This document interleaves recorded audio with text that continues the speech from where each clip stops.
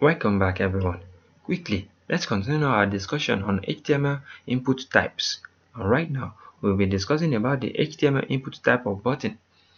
The HTML input type of button defines a button. Actually, we've been discussing about this in our previous tutorial, but I just want to show you a little tricks again and something you have to know about it again.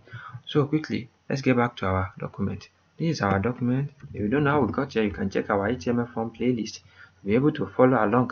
We have discussed about the text input, password input, submit input, reset input, male input, female input, all these male and female radio buttons, checkbox input, and so on and so forth. All this works perfectly. So, and you can just check our playlist for you to follow along. So, I'm going to show you how our code looks. As you can see, this is our code right here. So, you can see. So, you can copy it if you want. So, I want to show you something nicely right now, which is our button. But I'm not going to use button. I'm going to use our input type of what? Input type of button. This is our type. We are going to change it to what? Button. I'm not performing any magic right here. Let me delete this thing so you can know that I'm not using it right now. I'm just using the input type of button. Let's reload our document and see what we got. Can you see? We are having this little brown and little gray something. So quickly, let's give it a value.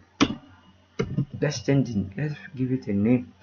To give it a name, we are going to use this value attribute. Let's give it button input quickly. After that, let's save our document and reload it. Can you see we have button input? And again, what can we do with this? We can give it we can run JavaScript code with it. Then to run JavaScript code with it, we can use our on-click attribute.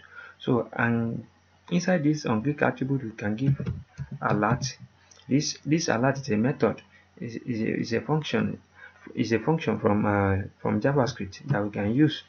So, and this alert takes parameter that you can give this inside this single quote. You can write whatsoever you want to write. So anything we write inside here, let me just write activated. So anything you write inside here is going to display whenever you press this button input. So I'm going to reload our document now. Can you see nothing is showing, right?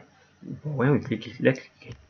Can you see when I click it, it showed this activated that we created inside it. So that's the benefit of using this HTML input type of button. So I'm going to show you more cool ways you can design this in the future tutorial. As you can see, this is looking nice now. You can use it to do anything you want to do. So more thing have to do with this. Let's break our page right here. Let's give it break.